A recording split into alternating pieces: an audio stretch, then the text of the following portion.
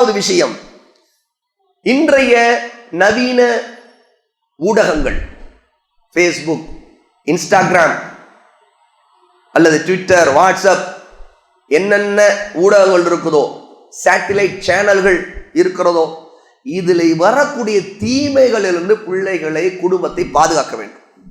இல்லை என்றால் என்ன ஆகும்?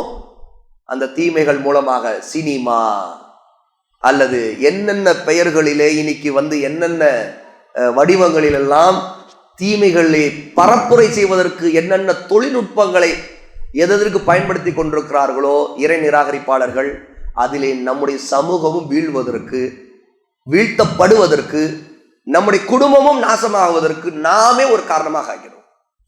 எவ்வளவுக்களோ அறிவுஜீவிகள் சொல்லக்கூடிய மிகப்பெரிய புத்திமதி, இன்னைக்கு ஒரு இறை நிராகரிப்பாளராக இருக்கிற அறிவுஜீவி கூட இந்த உலகத்தின் நடப்பை பார்த்து விட்டு சொல்லுகிறது என்ன தெரியுமா?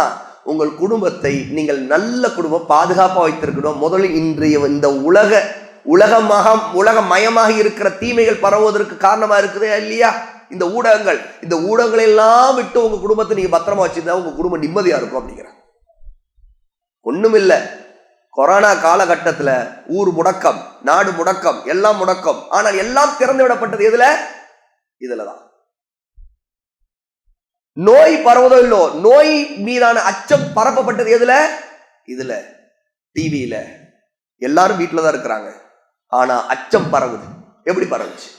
அதுல நிம்மதி இழந்து, அதுல பெரியவர்கள் எத்தனையோ பேர் அந்த அச்சத்திலே மௌத்தா போனவங்க உண்டா இல்லையா? வயசானவங்க எப்ப நமக்கு மௌத்து வரும் தெரியாது, அப்படி நினைச்ச மௌத்தா போனவங்க இருக்கிறாங்க.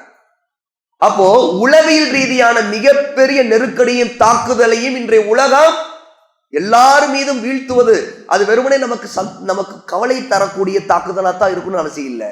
ஹராமான இன்பத்தை கொடுத்தும் அந்த தாக்குதல் நடக்கும். ஹராமான இன்பம், ஆனா சந்தோஷமா இருக்கும். ஆனா அந்த தாக்குதல்ல நம்ம வீழ்ந்துருவோம். அப்படித்தான் நம்முடைய பிள்ளைகள் சினிமாவிடம் வீழ்கிறார்கள், இசை பாட்டு கூத்துகளில் வீழ்கிறார்கள்.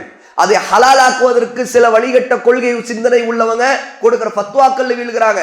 மியூசிக்லாம் ஹராம் இல்லைங்க, அது என்னங்க, அது சாஃப்ட் மியூசிக்லாம் கேட்கலாங்க, ஹார்டா தான் கேட்கக்கூடாது, ஆபாசமான பாட்டுகள் தான் கேட்கக்கூடாது அப்படின்ட்டு மிக மிக வழிகேடான தவறான ஃபத்வாக்கள் கொடுத்த சிலருடைய, தீய அறிஞர்கள் சிலருடைய வார்த்தைகளை நம்பி இன்னைக்கு பலர் மியூசிக்ல போய் அடுத்தடுத்த லெவலுக்கு, அடுத்து சூஃபி இசை, அப்புறம் கேரளா இசை, ஒவ்வொரு வடிவத்துல வரக்கூடிய எல்லா பாதக ஹராமான காரியங்களுக்கு இந்த சேட்டிலைட்ல இன்று ஏற்பட்டிருக்கிற புரட்சி இருக்குதா இல்லையா? இந்த புரட்சி ஒரு மிக முக்கியமான வழியாக இருக்குது. இதெல்லாம் உள்ள நுழையுது. அப்ப நம்முடைய பிள்ளைகளை பாதுகாக்கணும்னு மிக முக்கியமான ஒண்ணு பேரண்டல் கண்ட்ரோல். அவங்க கல்விக்காக மொபைலை பயன்படுத்த வேண்டிய ஒரு தேவை வருது. அப்ப பேரண்டல் கண்ட்ரோல், அவங்க நம்முடைய கம்ப்யூட்டரை பயன்படுத்த வேண்டிய தேவை வருது. அங்கு பேரண்டல் கண்ட்ரோல் இருக்கணும். இதை சொன்ன உடனே நிறைய பேர் என்ன நினைப்பாங்கன்னா, ஆமாங்க நான் பேரண்டல் கண்ட்ரோல்லாம் ஆப்ஷன்லாம் எல்லாம் கிளிக் பண்ணி பத்திரமா கிளீனா வச்சிருக்கிறேன், அதனால எங்க பிள்ளைங்க யாரும் அந்த பக்கமே நெருங்க முடியாது. அப்படியாங்க? நீங்க நெருங்க முடியுமா? அவ பேரண்டல் கண்ட்ரோல்னா பிள்ளைகளுக்கு தான் நினைச்சுக்கிட்டாங்க. ஆனா உங்களுக்கு தான் அவங்க பார்க்க கூடாதுங்கிறது உங்களுக்கு தான். அவ பேரண்ட் முதல்ல கண்ட்ரோல்ல இருக்கணும்.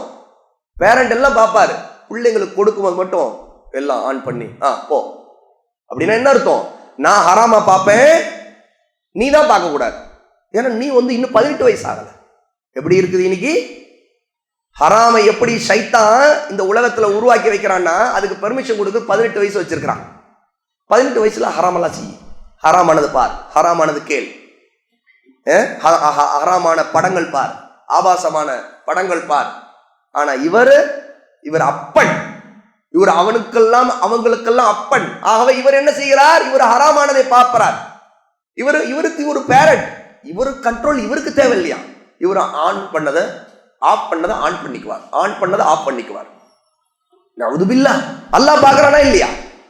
அப்போ சீர்திருத்தத்தில் மிக முக்கியமானது இன்றைய இந்த தொழில்நுட்பத்தில் வந்திருக்கிற மிகப்பெரிய ஃபித்னாக்களை விட்டு நம்மையும் பாதுகாக்க வேண்டும், பிள்ளைகளை பாதுகாக்க வேண்டும்.